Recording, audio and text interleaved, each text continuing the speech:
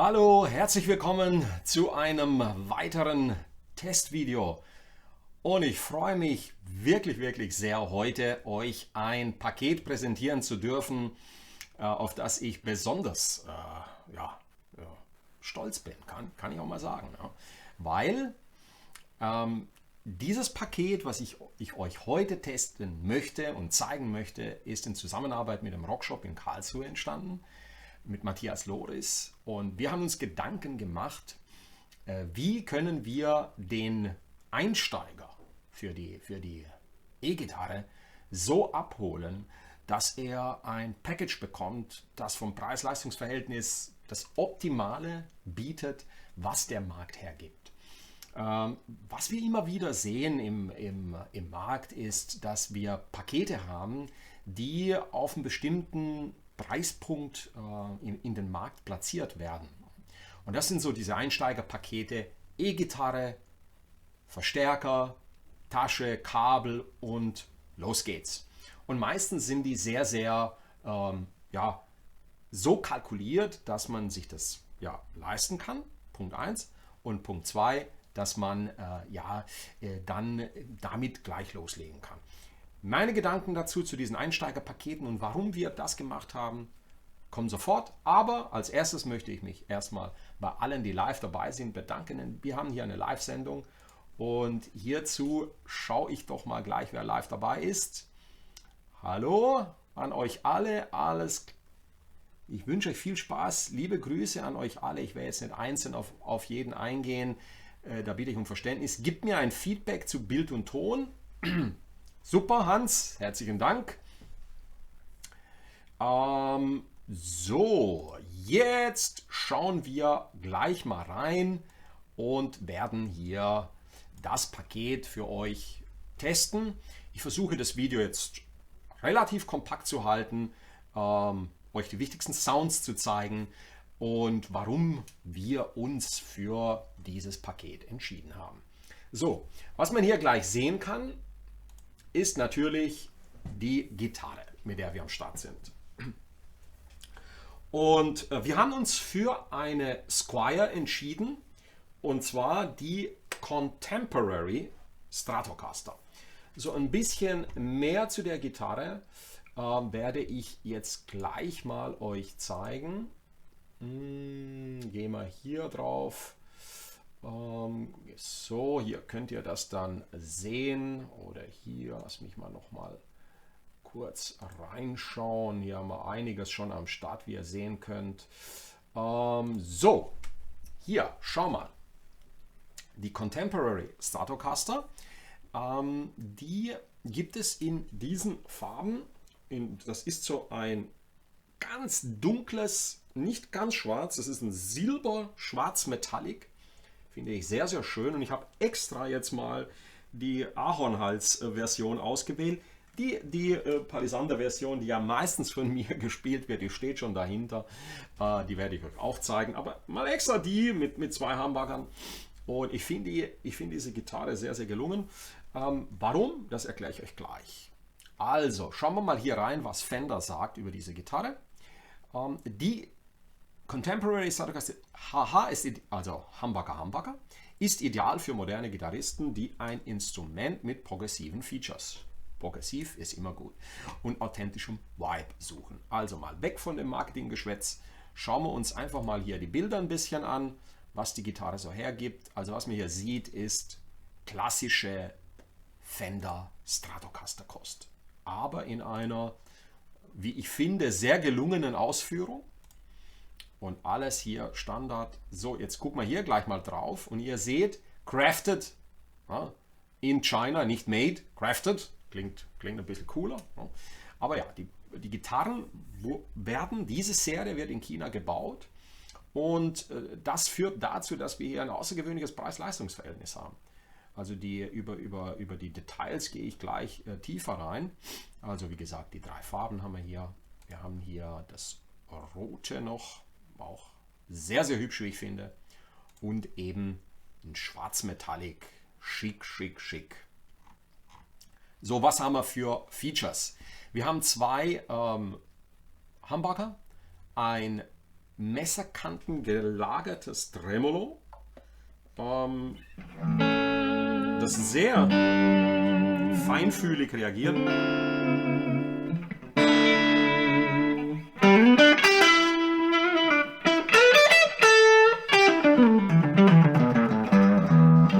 Also ihr seht schon, ich habe den Amp hier links von mir stehen. Und was ihr jetzt hört, sind einige meiner Presets, aber ich werde auch einige Factory Presets ansprechen.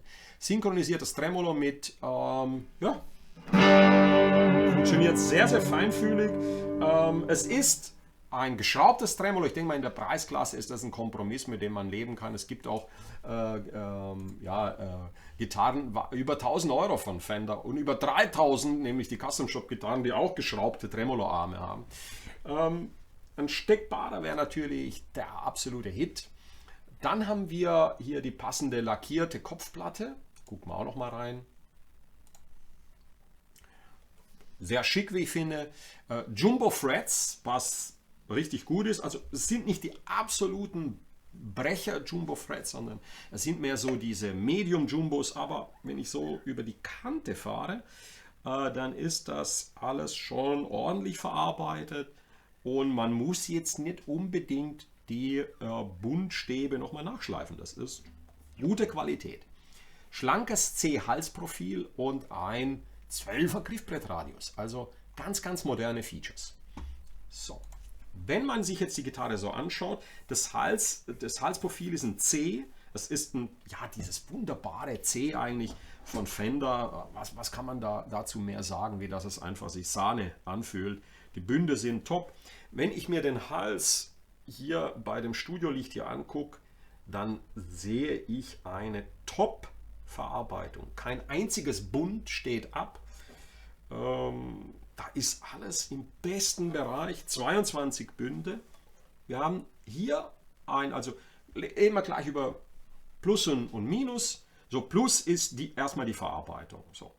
Was ich immer mache, ist, ich checke alle Schrauben bei einer Gitarre, wenn ich sie so neu bekomme, und da war alles im grünen Bereich. Sogar das Tremolo war, hier auf diese Gitarre sind 9er Saiten, floating eingestellt. Also ich kann es hoch drücken, und zwar gute 3 Halbtöne, also so Jeff Beck mäßig kann man das spielen, also ist gut eingestellt. Alles hier ganz flach, also super, ne? Hier steht keine Schraube raus. Hinten klassisch hier das Squier-Logo, schöner Skunk-Stripe, also ein Walnussstreifen hier im Hals zur Stabilität. Ja, auch die Mechaniken funktionieren. Ich habe hier oben die Schrauben nachgezogen. Bei der H-Seite hat es ein bisschen, das ist so ein Tipp von mir, wenn eine der Schlüsseln so ein bisschen hackelt, also wenn du drehst und erst tut sich nichts beim Stimmen, und es springt erst ein bisschen später in die Gänge, dann einfach die Schrauben hier oben nochmal anziehen. Es ist oft so, dass die Schrauben durch den Transport gelockert sind. Habe die nachgezogen, jetzt ist sie ist natürlich neu. Die Gitarre ist so gut wie ungespielt. Und hier dann der Aufkleber von Fender, Free Online Lessons, da bieten sie dir noch etwas auf der Play Fender Webseite. Da gibt es dann so ein paar Online Lessons. Coole Sache. Ne? Also das zur Gitarre. Dann im Package haben wir als nächstes, hier, schaut mal an, dieses Teil hier. Und zwar, das ist ein süßer kleiner Spider 5 Mark II 30 Watt. Und warum ich den Amp ausgewählt habe, da werde ich dann gleich nochmal im Detail drauf eingehen. Wir haben hier oben die Effektsektion. Wenn man hier drauf drückt auf FX, dann sieht man das, dann springt das hier auf diese beleuchteten LEDs, Kompressor, Overdrive, Distortion, Modulationseffekte, Delay-Effekte, Hall-Effekte. Knopf oben drüber haben wir die, ich hoffe man sieht das, ich kippe ihn mal ein bisschen nach vorne, haben wir die Einstellungen, sieht man im Display die Einstellung des Amps, wo die Potties stehen. Das ist nicht immer in Echtzeit, das bedeutet, mit Echtzeit meine ich, wenn ich jetzt hier drehe, dann, wenn du die Potties anguckst, dann siehst du, die stehen woanders wie im Display. Das liegt daran, dass die Anzeige im Display die korrekte ist. bei dem Verstärker, weil er programmierbar ist. Also du hast hier 128 Presets, es ist in Bänke aufgeteilt, mehr erkläre ich gleich dazu. Dann habe ich den Spider per USB angeschlossen an den Rechner. Und das ist so ein Punkt, den ich jetzt gleich abhaken möchte. Und zwar in der Form, dass ich jetzt hier in meine Recording-Software reingehe und euch hier dieses Beispiel dann gleich zeigen möchte. Ja, ich bin hier auf einem meiner Presets und zwar Blues Rhythm. Das ist so ein B.B. King-Style Sound. Ich habe hier in Samplitude, ich verwende hier zum Aufnehmen Samplitude Pro X4, die Software. Der Spider ist jetzt per USB-Kabel mit einem PC verbunden und sozusagen meine Soundkarte. Und was ich jetzt mache, ich nehme hier etwas auf, sodass du dann hören kannst, wie die Aufnahme klingt. Im Nachhinein einmal hörst du mich spielen über den Amp. Der Amp ist sozusagen jetzt meine Soundkarte und mein Monitor. Los geht's. Ja, mal kurz hier, ich gehe auf den Front Pickup, werde dann auch in die Mitte reingehen. Wir sind in der C-Moll.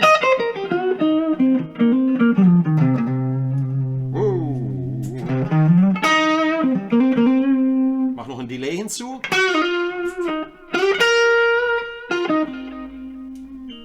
Und los geht's. Aufnahme läuft. Hier gehen wir auf Spur 2 und let's do it.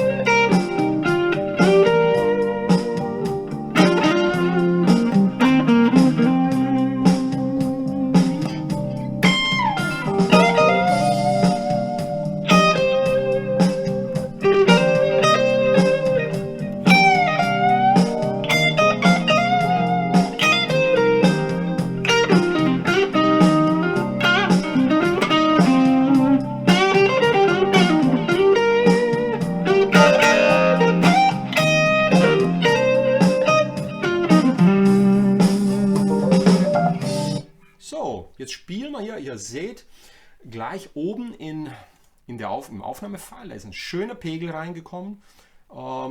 Ich werde das on the fly dann anpassen jetzt und jetzt hören wir einfach mal die Aufnahme an.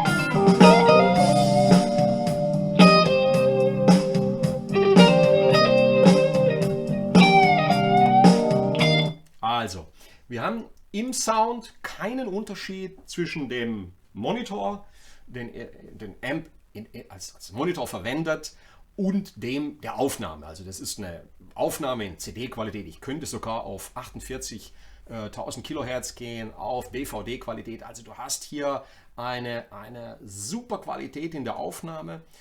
Ich werde jetzt einfach mal das hier muten. Eine weitere Spur aufmachen und ein bisschen verzerrter spielen. Hierzu nehme ich einen Sound mit ein bisschen mehr Gain und los geht's.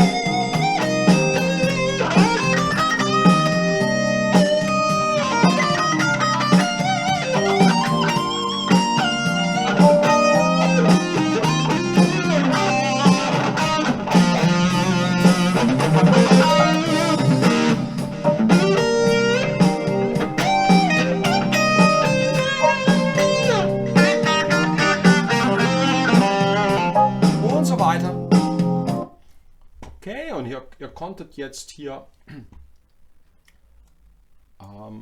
das Beispiel hier unten, das ich jetzt aufgenommen habe, das hören wir uns jetzt mal an.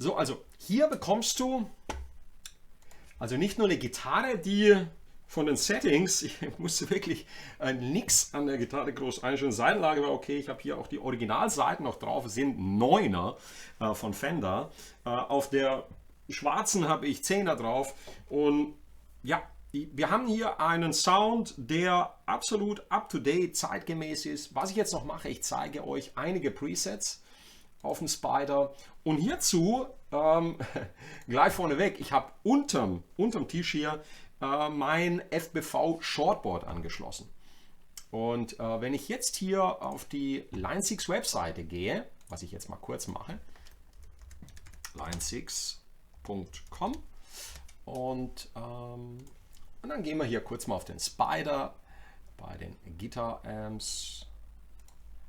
Und da ist er doch schon. Products Spider Mark II. Und hier gehen wir mal kurz auf die Seite, dass ihr das sehen könnt. So.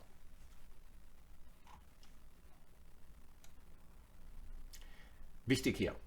Amplifiers for practicing and performing guitarists. Also der Spider ist nicht nur zum Üben gedacht, wie ihr das jetzt gerade gehört habt. Er hat ja auch noch einige andere Features, die ich gleich zeigen werde, aber ich habe ja schon ein Video dazu gedreht, sodass ihr genau nachschauen könnt, was der Spider 5 kann, sondern auch für Performing Artists. Ich meine, ich habe hinten den 120 Watt Spider, mit dem habe ich die letzten Gigs gespielt und der hat reibungslos funktioniert. Hier ist die komplette Serie, wir reden hier über den Verstärker heute hier, den kleinen hier und also toll, was hier alles geboten wird. Da brauche ich jetzt nicht länger drauf eingehen. Wir gehen jetzt einfach mal in die Software und ich zeige euch einige Presets. So, was hier schwierig war für mich, die Software einzublenden. Deswegen habe ich hier die Kamera einfach mal umgedreht. Ich habe es vorher nicht geschafft, hier die Software einzublenden. Warum? Frag mich nicht.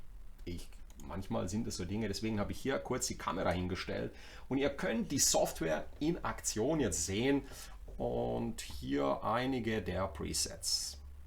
Grid Clean.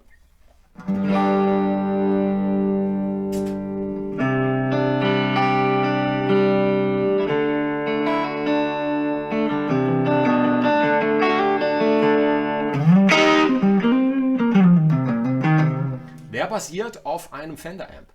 Wenn ich hier auf den Amp gehe, dann siehst du, das ist hier dieser Black Face Vibro. Das ist einer meiner Lieblingsamps.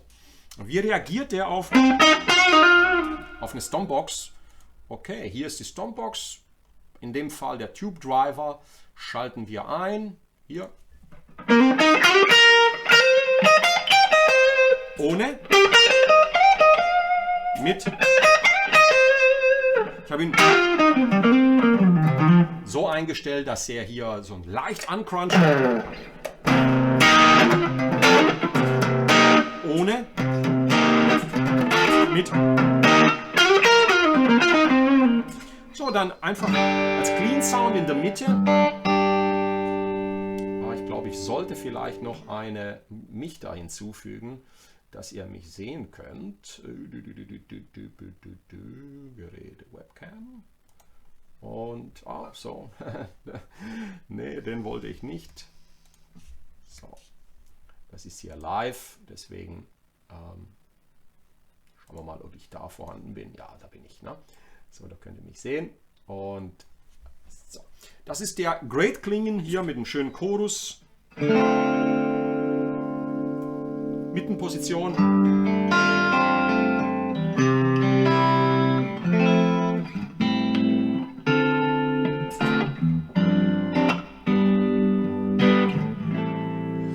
Ein Delay.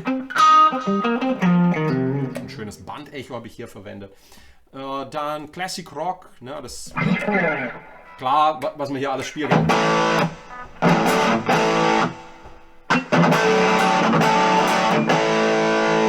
Wenn ich jetzt auf den Amp gehe und zum Beispiel hier, da der Amp hat ja einen 8 Zoll Lautsprecher hier drin.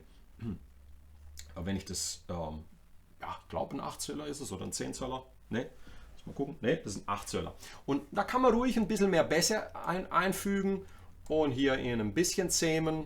So. Und dann hast du den. Ich habe ihn ja auch auf dem Stuhl stehen, also er hat jetzt nicht unten, wie wenn er auf dem Boden steht, hat er mehr Druck.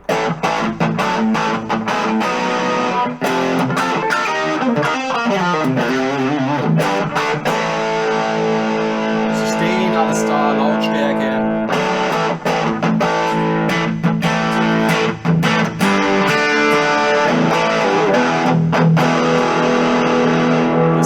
Der alte 45er Plexi für alles, was Hendrix so gespielt hat.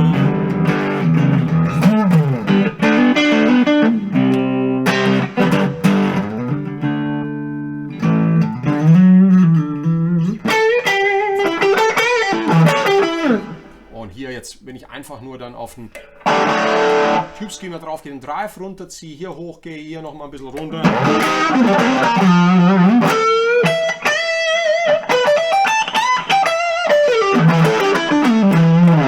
Diesen klassischen komprimierten Rock-Sound, der einfach geil klingt. Ne? 60s Blues Rock.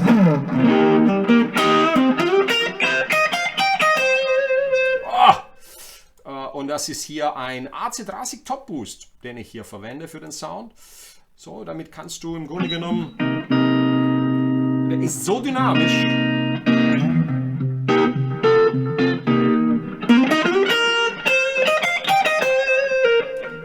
Hier habe ich dann den Tube Screamer am Start. Ne? Also ein typisches Setting, wo man immer ausprobieren kann, ist wenig Drive und den Gain aufdrehen. Gain ist die Lautstärke in dem Beispiel. Treble noch ein bisschen runter. Ich gebe ihm hier noch ein bisschen Saft. Ne? Und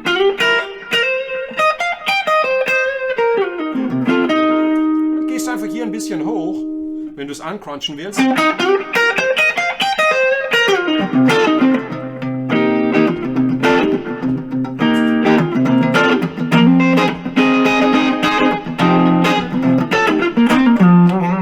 Dann von der Bespielbarkeit, Intonation. Das ist alles absolut bestens. Tremolo.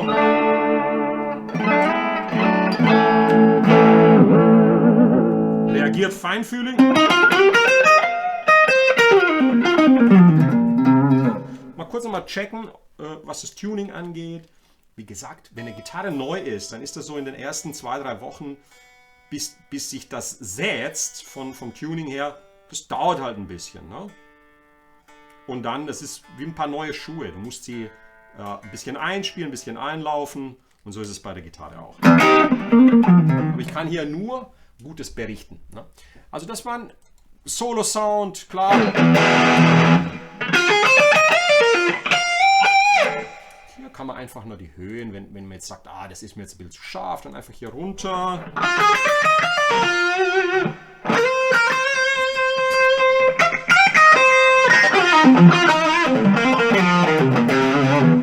Und hier Volume ein bisschen hoch.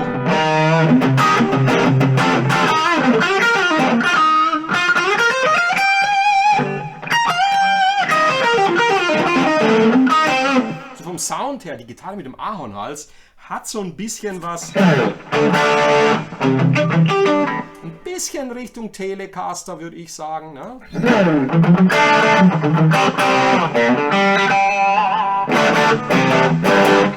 Der Hals, der knallt so richtig. Ne? Fender Clean. Und Hier habe ich da noch einen meiner Presets von Slash.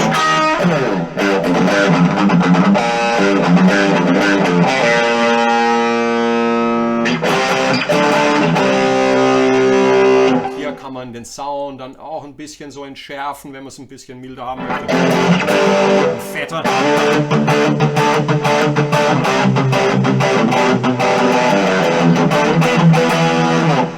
Und last but not least, Sound Nummer 8, den ich draufgepackt habe, Van Halen.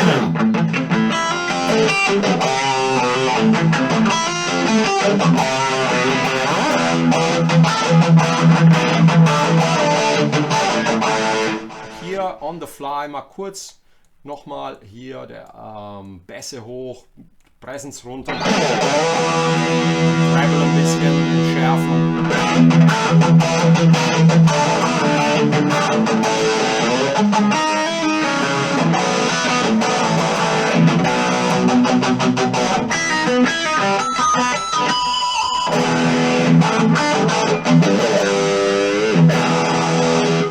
So, was sind die Vorteile jetzt von so einem Package? Einmal, wenn du jetzt im Einsteigerbereich bist, willst du ein Instrument, das deine Bedürfnisse für die nächsten 2, 3, 4, 5 Jahre, vielleicht auch für immer abdeckt. Ne? Und das Instrument hier bietet die Basis dazu. Das Gute an der Stratocaster ist natürlich, sie ist so vielfältig tunbar. Ne? Zum Beispiel, was könnte ich mir vorstellen? Vielleicht mal Locking. Schlüsseln drauf für 99 Euro nach einem Jahr oder nach 2 Jahren. Hier ein Knochensattel für 20 Euro. Nochmal ein bisschen den Sound ein bisschen aufwerten dadurch. Vielleicht auch mal andere Humbucker einbauen. Die sind okay, die hier drin sind. Völlig okay. Ihr habt es gehört. Aber vielleicht ein Set Seymour Duncans oder die Martius. Je nach Geschmack kann man das auch upgraden. Ansonsten, Tremolo ist okay. Da brauchen wir nichts upgraden, das funktioniert.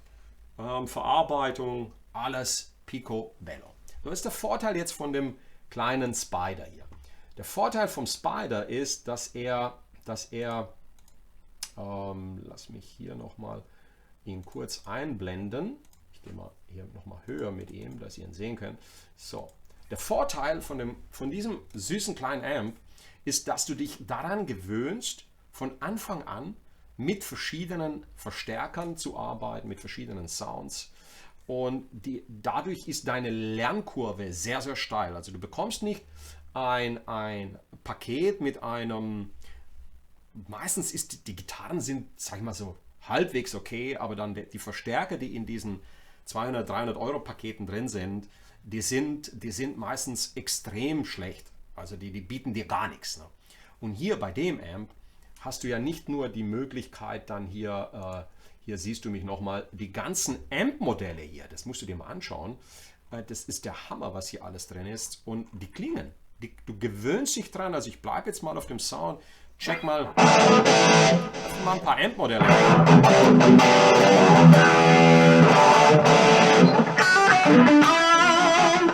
Das ist jetzt der Silver Jubilee.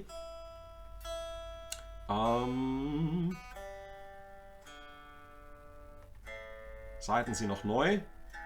So, der Silver Jubilee und einfach nur.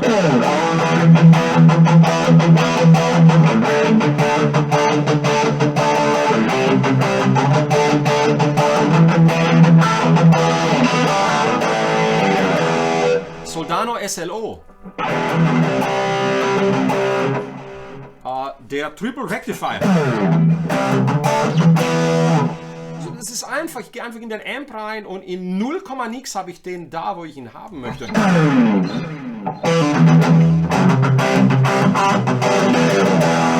Bogner Ecstasy.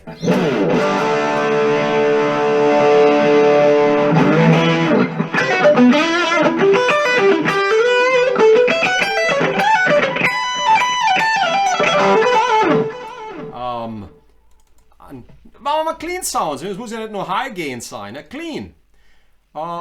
Zum Beispiel Jazz. Roland Jazz Blues.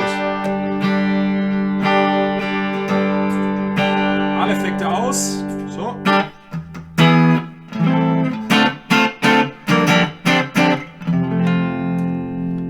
Super clean. clean. 1,6 super clean.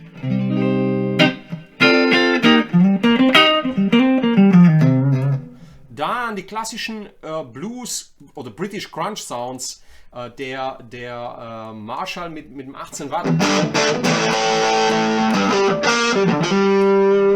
Dann der JCM 800. Ganz fetter Amp.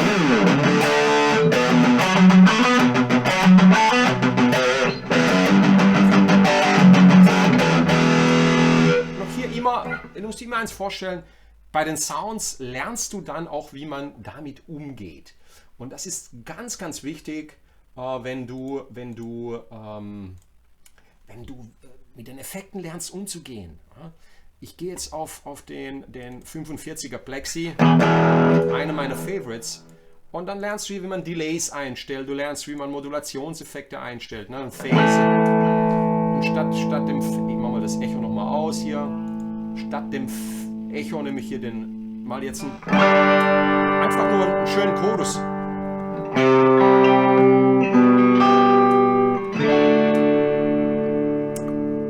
Oder hier einen Analog-Chorus. Zieh den Mix ein bisschen hoch.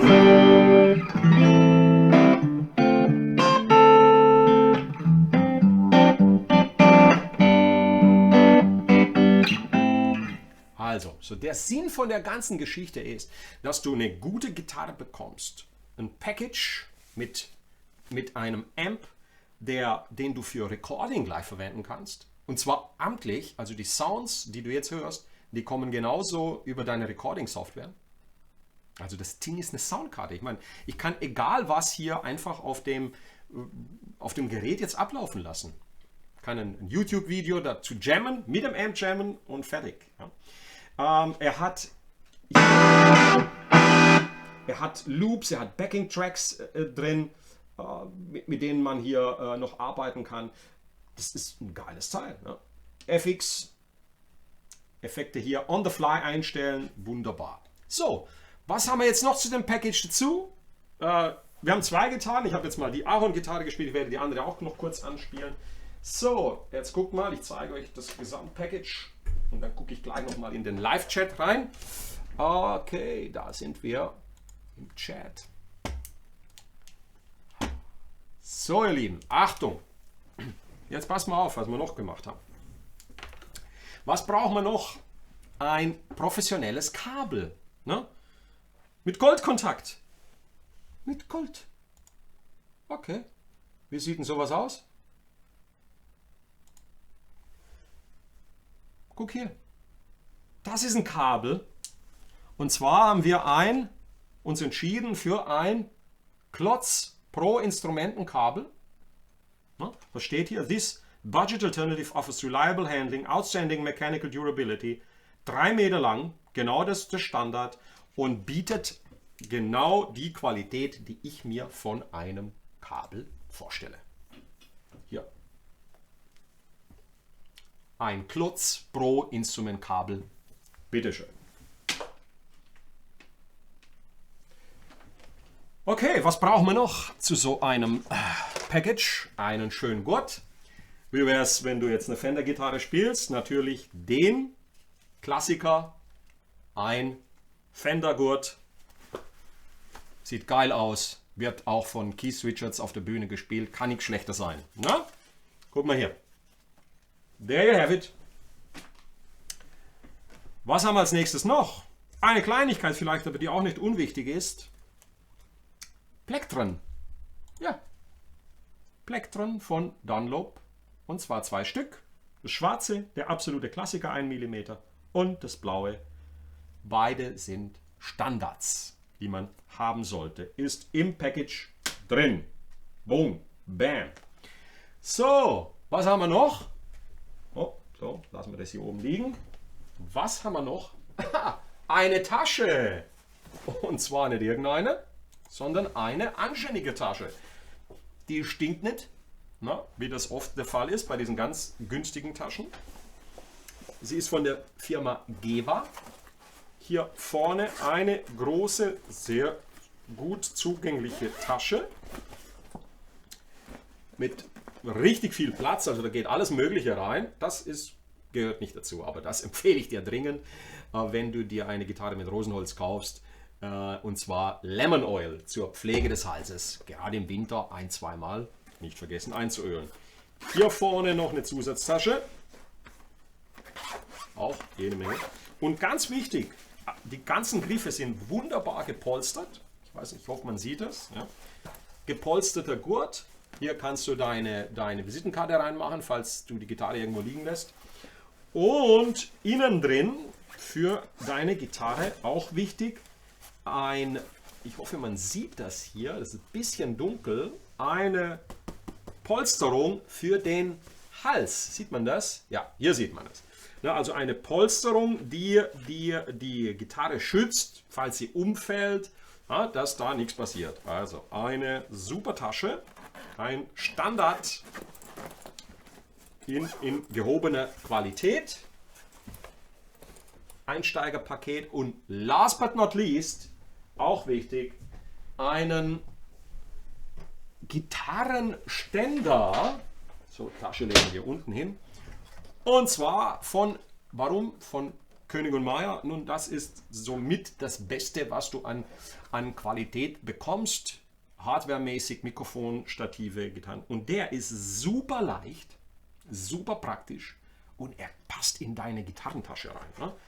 Haben wir extra ausgesucht, Gitarrenständer, Guitar Stand Haley 2, Koenig & Meier. Und wie sieht das Teil aus?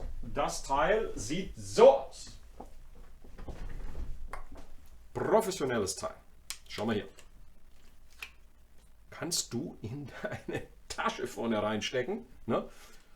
Cool? Oh ja. Super cool. Ganz einfach aufklappen. Da zwickst du dir nicht die Finger wund mit dem Teil. Vorne, das gibt es natürlich auch für Akustikgitarre, dann ist das Teil hier ein bisschen breit, aber das ist jetzt für E-Gitarre. Super leicht, super easy, super stabil. Zack, fertig. Und fertig ist das Package. Jetzt hören wir uns noch die an. Und hier habe ich jetzt 10er Seiten drauf. Und, okay, nicht mit Funk, Herr Keller, dann wäre es natürlich, sondern wir sollten schon das Koenig & Meier Kabel hier nehmen. Ja, das ist K&M Kabel. So, also gut, hören wir noch kurz in die schwarze Rosenholz-Gitarre hier rein. Machen wir auch nicht lang rum. Gehen auf ein Preset hier. Great Clean. Single Coils, ne? Die rauschen halt ein bisschen. Und hier hast du jetzt 10er Seiten. 10er wären auch so meine Favorites. Ne? Ich würde mit 10er Seiten arbeiten und dann hast du halt noch mehr diesen Fender Sound. Wow.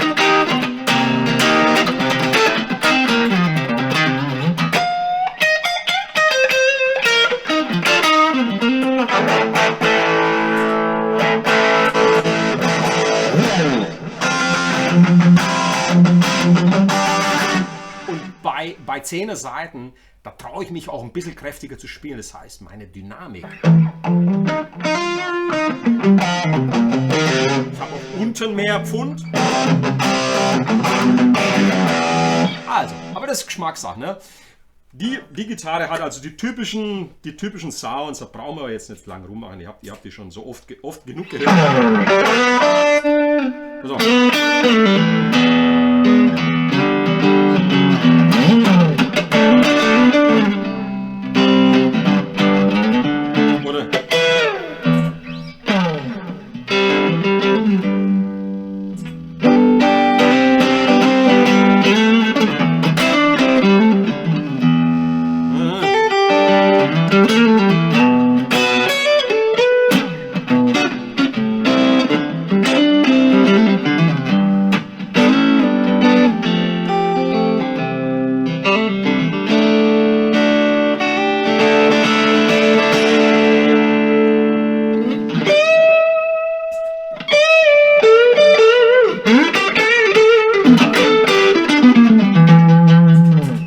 Also, ihr habt jetzt gehört, der Spider 30 Watt und ich bin hier auf 10, also weit unter. Ich würde hier alles zum Übersteuern bringen, wenn ich den voll auf. Der ist laut, der ist wirklich, er hat...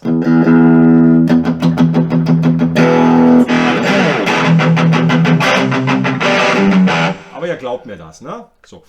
Das war das Package, ihr Lieben. Das Whip-Guitar Einsteiger Package in Zusammenarbeit mit dem Rockshop Karlsruhe. Super verarbeitete Gitarre, der passende Amp. Und jetzt kommt's. Ihr wollt wissen, was das Ganze kostet, nehme ich an. 555 Euronen. Das gesamte Package. Gitarre, entweder Rosenholzhals, 2 Single Coils Humbucker, Ahornhals, 2 Humbucker, 30 Watt Spider mit all seinen Funktionen, all seinen Effekten, super Tasche, König und Meyer Gitarrenständer und 2 Plex drin und ein Fendergurt und ein professionelles Kabel für 555. Also, kann der Spider gegen ein Schlagzeug an? Ab 60 Watt auf jeden Fall. Ne? 30 Watt musst du verstärken, da musst du ein Mikrofon dranhängen. Jetzt gucken wir noch mal kurz in den Chat. Super, also ich hoffe, welche Software kann man aufnehmen zum Aufnehmen von Helix beziehen? Die Software, die du verwendest, ist im Grunde genommen jede Recording-Software von Adobe Audition VR bis Cubase bis Pro Tools bis Samplix, also Samplitude von Magix. Alles, jede Recording-Software funktioniert. Das ist da kein Problem überhaupt. Ne?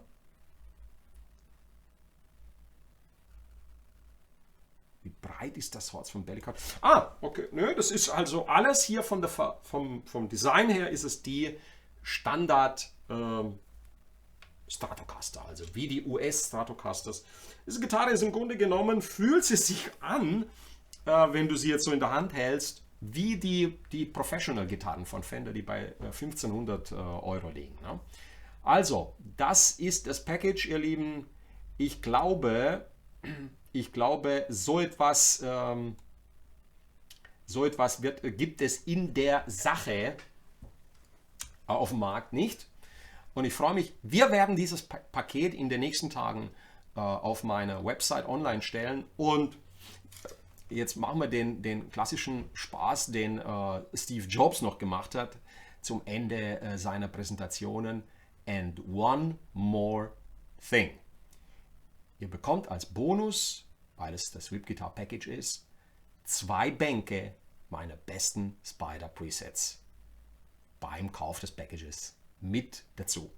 Das Einzige, was ihr machen müsst, ist, wenn ihr das Paket dann beim Rockshop bestellt, dass ihr mir dann eine Nachricht schickt, so dass ich euch dann diese Presets, also das sind dann die 8 besten Presets, schicke ich euch dann zu nach Registrierung. Das ist das Einzige, aber da profitiert ihr natürlich nur davon. Registrierung auf meiner Website, Anmeldung und zack, bekommst du die 8 Presets dann für deinen Spider. So, das war das Whip Guitar Einsteiger Paket von mir approved. Bedeutet, dieses Package hat wie